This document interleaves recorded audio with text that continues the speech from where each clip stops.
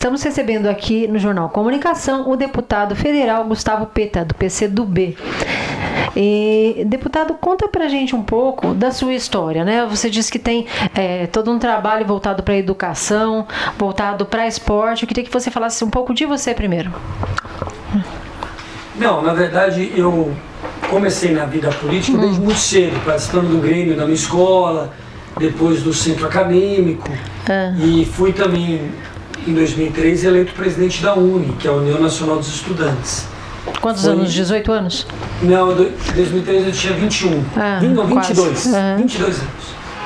Eu já estava no terceiro ano da faculdade, fui eleito presidente da UNE, e foi ali um pouco a minha escola de formação política, onde eu percebi que a política realmente é um instrumento muito importante para transformar a nossa realidade, para mudar a vida das pessoas, para alterar o curso da história, né?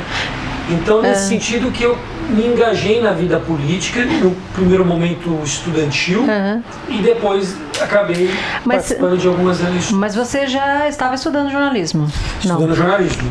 Estudando jornalismo na PUC de Campinas. Fui do DCE da PUC, que é o Diretório Central dos Estudantes. Isso acabou me dando uma visibilidade e depois fui eleito presidente da UNE. No período que eu tive na UNE, assim, um destaque importante foi a conquista do ProUni. Foi um programa que nós levamos ao presidente Lula, né, como uma forma de democratizar o acesso ao ensino superior. Legal. Fala do ProUni. Você acha que mudou? Você acha que mudou a cara dos estudantes do Brasil? Não? Eu acho que democratizou o acesso ao ensino superior. Tem muita coisa a ser feita, mas o fato é que até antes do ProUni era muito difícil um aluno de escola pública, de origem mais simples, conseguir chegar à universidade e principalmente terminar o curso. Porque muita gente até chegava à universidade, mas por conta da inadimplência não conseguia terminar o curso, se manter. E na universidade pública, o acesso é muito difícil, o vestibular é uma barreira grande, principalmente para aquele que estudou em escola pública. Essa é uma realidade que nós temos. O ProUni tem permitido que milhares de jovens possam acessar o ensino superior e terminar o seu curso. E você falou que tem coisas para fazer.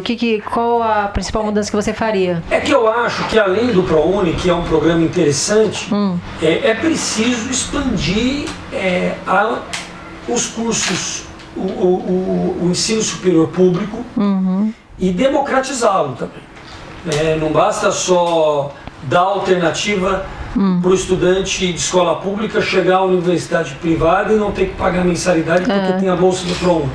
Esse estudante também tem que ter condições de disputar em pé de igualdade a vaga na universidade pública. Por isso que nós precisamos aumentar as vagas na universidade pública e melhorar, com certeza, a qualidade do ensino médio público, que é ainda muito questionável. Esse é um desafio que envolve o governo federal, o governo estadual, e que precisa ser enfrentado, porque nós só vamos ter uma nação realmente justa, uma nação que tenha oportunidade para todos, quando a educação pública tiver qualidade. Aí, voltando a você como estudante, quando é que você percebeu que era melhor ser político do que ser jornalista? Olha, na verdade, eu não... Qual a diferença? Fala qual a diferença. Na verdade, eu acho que ser jornalista é muito importante também, porque o jornalista ele tem o dever, a responsabilidade de levar informação, de ser uma ponte de informações para as pessoas, para a população, através dos meios de comunicação. Nós até defendemos, eu defendo como militante também, com a formação que eu tive em comunicação, que a informação precisa ser mais democratizada, que ainda há uma concentração muito grande no Brasil dos meios de comunicação. São poucas famílias que concentram 90% do que é publicado no Brasil. Aliás, deixa eu te perguntar uma coisa. Mas ser político também é importante, porque você pode lutar para alterar essa realidade. Então, acho que as duas coisas, as duas vocações são muito importantes para o desenvolvimento e para a democracia no Brasil. Posso perguntar coisas polêmicas? Pode. Por exemplo, como é que você vê a concessão de rádio e TV? Olha, eu vejo, você fala o quê? Um processo democrático? Eu acho que hoje não. Eu acho que, como eu disse, eu acho que é uma concentração muito grande. Eu acho que nós sempre defendemos a liberdade de imprensa e precisamos continuar defendendo. Agora, a liberdade de imprensa tem que estar associada à democratização dos meios de comunicação. Mais vozes precisam ser ouvidas. E você tem algum projeto nesse sentido? Você pensa nisso? Não, eu ainda não tenho. Eu até assumi o mandato de deputado agora, né, em fevereiro. Eu não tenho nenhum projeto na Câmara, mas eu me somo às vozes e às pessoas ali na Câmara dos Deputados que defendem isso. Né? Não é o sentido porque muitas vezes quando fala nisso, interferência nos meios de comunicação, dizem que é tentativa do Estado interferir na liberdade de imprensa. Não. O que eu só acho é o seguinte: o Estado tem que garantir mais oportunidades. Que nós tenhamos mais canais de TV, que nós possamos ter mais rádios funcionando, mais canais de rádios funcionando, as rádios comunitárias, que nós possamos ter estímulo para que mais jornais possam funcionar no país. Né? Eu acho que isso que é interessante, porque senão, como é hoje, 7 famílias concentram 90% do que é publicado no Brasil. Isso não é democracia na imprensa. Faz um breve resumo. Como é que é a sua trajetória? Depois de presidente da UNE, você já se tornou posteriormente vereador? Como é que foi esse caminho? Eu sou de Campinas, mas eu morava em São Paulo em 2008. Eu fui candidato a vereador em São Paulo. Tive um pouco mais de 13 mil votos, mas não me elegi. Aí fui ser secretário de esportes em Campinas. Fui candidato a deputado em 2010. Foi aí que eu tive 60 mil votos e fiquei na suplência. E fui eleito vereador em 2012, em Campinas. E agora, no mês de fevereiro, tomei posse como deputado federal por conta da renúncia do ex-deputado João Paulo Cunha. Certo. E como é que você... Já são quantos meses, então, já? São 2, 3 meses. Deu para sentir já o que é a rotina de um deputado, porque você tem a intenção de se candidatar novamente, imagino, né? Não, eu acho que a gente tem procurado fazer um trabalho concentrado em alguns temas, já que é um período curto, né, que nós temos até o final do ano. Então eu integro lá a Comissão de Educação, que está discutindo um projeto muito importante, que é o Plano Nacional de Educação, que é um plano que prevê, entre outras coisas, um investimento de 10% do produto interno bruto na educação pública nos próximos 10 anos, que estipula a meta da reeducação do analfabetismo, a expansão da educação integral. São várias metas. E o interessante desse plano... 10% do PIB, é isso? Quanto PIB. Que é hoje? Que o governo federal investe em educação? Chega a aproximadamente 6%. A ideia é que em 10 anos chegue a 10%. Para isso foi aprovado recentemente também 50% dos recursos oriundos do pré-sal serão investidos na educação. E isso tudo, mais o investimento que o governo irá ter que aumentar, permitirá que a gente chegue a 10% em 10 anos. Isso com certeza será uma mudança muito importante para a educação no nosso país.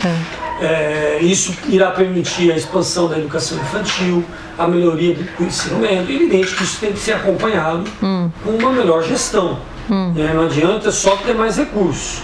Tem que ter uma gestão eficiente, uma gestão criativa, que possa permitir que a gente tenha prioridade, que a gente tenha, de fato, uma educação pública com qualidade. Mas será um avanço muito interessante. Então eu tenho me concentrado na educação e no esporte. Então, são 2 temas que me acompanham durante a minha trajetória. Então, fala sobre o esporte. Assim, o que você... Aliás, como secretário de esporte, o que você fez em Campinas? Olha, eu procurei ver no esporte um instrumento muito importante de inclusão, de democratização. Porque o esporte, ele carrega um elemento educativo muito interessante. Quando você oferece o esporte para as crianças, para os adolescentes, você acaba ensinando ali o trabalho coletivo, porque na maioria das vezes são esportes coletivos em que uma pessoa não consegue resolver, né, e vencer um jogo ou jogar o jogo sem a participação dos outros. Tem a noção de disciplina, que é algo muito importante também que o esporte traz. Então são elementos interessantes que ajudam na formação das crianças ali na questão da condição física, da saúde física, o quanto isso é importante para o desenvolvimento da criança e do adolescente a prática esportiva feita com qualidade. Então, eu procurei democratizar o acesso a isso, através de programas sociais, através de programas na periferia da cidade. Além disso, também dando uma atenção às equipes de ponta. Nós retomamos lá em Campinas uma equipe de ponta no vôlei masculino, no vôlei feminino. A equipe de atletismo de Campinas passou a ser a terceira equipe principal do país. Nossa. Porque você tem que, de certa forma, trabalhar com as duas pontas. Com os atletas de rendimento, de ponta, que são as vitrines. Os competidores, né? E que são, de certa forma, os estimuladores para que a criança também queira praticar aquela modalidade. O futebol a gente não precisa disso, porque já é cultural no Brasil. Então a meninada já nasce empurrando uma bolinha de meia e jogando em qualquer lugar.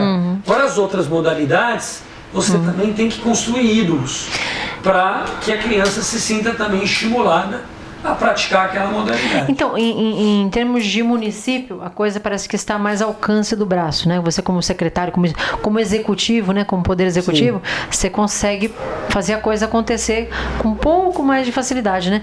Como deputado federal, o que você acha, o que você pretende ou como você acha que você pode trabalhar pelo esporte? Olha, eu acho que primeiro a gente tem trabalhado no sentido de aumentar os recursos de orçamento do esporte, porque nós investimos ainda muito pouco. Quanto se investe? Eu não tenho noção. Quanto se investe hoje? Olha, em relação ao PIB, nós não chegamos nem a 1% do PIB. É um recurso muito pequeno. É o Ministério, vamos dizer assim, com menos recursos.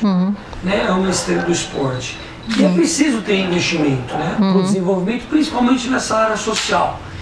E também procurando debater algumas leis que podem estimular o desenvolvimento do esporte. Recentemente nós aprovamos a lei de incentivo ao esporte, que é uma lei que permite que a empresa privada que patrocina um projeto esportivo que foi chancelado pelo Ministério do Esporte possa abater do imposto de renda aquele patrocínio. Tá. Mesmo uma empresa pequena. Mesmo uma empresa pequena. Tá. Isso tem estimulado muitos patrocínios privados, o que é muito interessante. Ela já está em vigor? Ela já está em vigor. Ela foi aprovada recentemente, mas ela já está em vigor. Vão ter algumas mudanças agora no Congresso para que ela possa ser mais eficiente e menos burocrática. Aqui em Santana de Parnaíba a gente tem alguns atletas, em Pirapora do Bom Jesus também, por exemplo, Elias Silvério, né?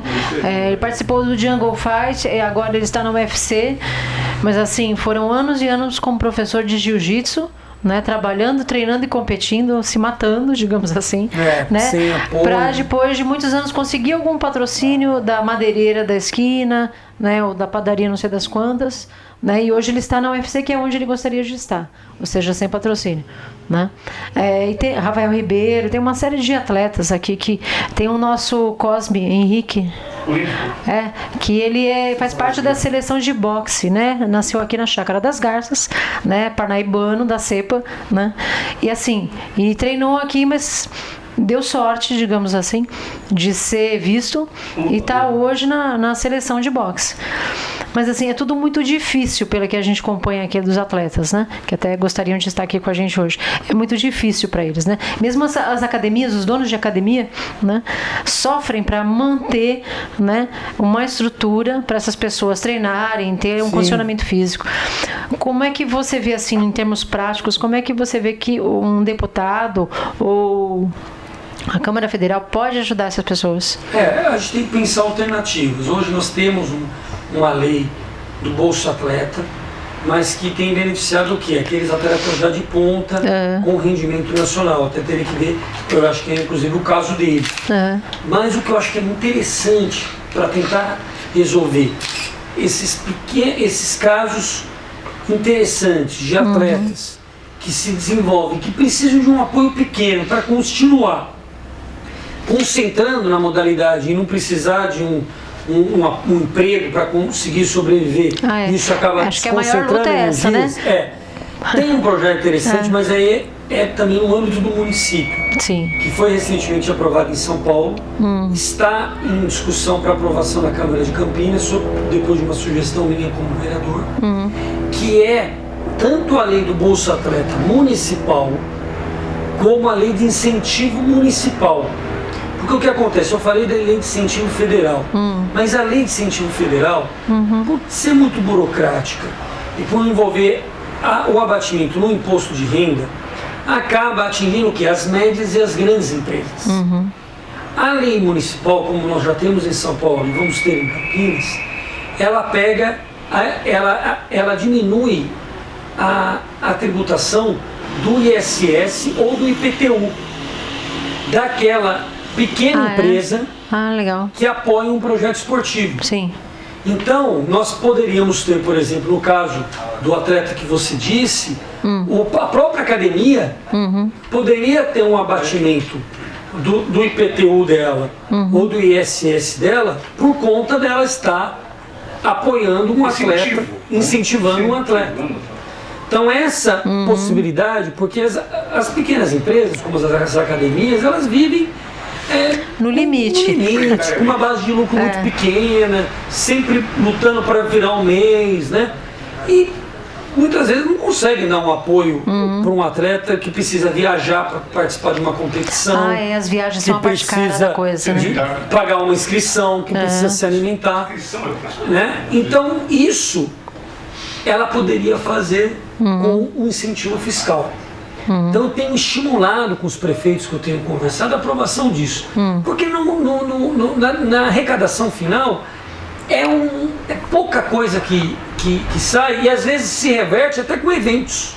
Então uma academia patrocina um evento, ela deixa de tributar um pouco, mas aquele evento circula mais pessoas, outras pessoas da cidade, de outras cidades movimenta, né? Movimenta a economia e quando você vai ver tá 0 a 0 ou você arrecada até mais por conta do estímulo ao esporte. Então eu acho que isso é uma medida interessante que poderia ajudar nesses casos. Você estava falando que você teve 60 mil votos, né, como deputado federal, e 1.400 saíram aqui de Santana de Parnaíba e que voltou para agradecer, voltou para conversar com as pessoas. Fala pra gente a sua relação com Santana de Parnaíba, com o PCdoB aqui municipal. Primeiro que queria até agradecer aqui, está comigo a presença aqui do Rogério, que é o nosso vereador do PCdoB aqui em Santana do Parnaíba, o Paulo Caldeira, que é o presidente do nosso partido. Realmente eu tenho, primeiro, um carinho e uma admiração enorme por Santana do Parnaíba, pela vocação da cidade, pela história, pelo significado que Santana do Parnaíba tem na história de São Paulo e do Brasil, né, pelo charme dessa cidade. Todo mundo que vem aqui fica encantado, gosta muito desse centro histórico, né, e de tudo que significa. E segundo, porque realmente eu fui muito bem acolhido aqui, tive uma votação expressiva, foram 1.399 votos. Desculpe o arredondamento. Mas foram pessoas que confiaram nas nossas ideias, no nosso projeto. Eu voltei aqui outras vezes para agradecer, mesmo não tendo vencido naquele momento, mas essa é a primeira oportunidade como deputado, depois da minha posse, que eu venho à cidade para agradecer esses votos. E quero retribuir isso com o trabalho nessas áreas que a gente já conversou um pouco, no esporte, na educação, mas também com possibilidade de parcerias para a cidade. Né? Eu sei que a cidade está vivendo um momento de um pouco de instabilidade administrativa, mas independente disso, quero ver como que o mandato pode ajudar a trazer mais recursos para Santana, na área da educação, na área do esporte, na área do turismo. Então eu vim aqui realmente para me colocar à disposição para fazer essa interlocução com o governo federal para trazer investimentos importantes para o desenvolvimento de Santana. Tá ótimo. Muito obrigada, deputado. Eu que agradeço a equipe de vocês do Jornal Comunicação pela oportunidade e pelo espaço dado aqui para a gente poder nos comunicar com a população aqui de Santana do Parnaíba. Bom, nós entrevistamos o deputado federal Gustavo Peta, do PCdoB.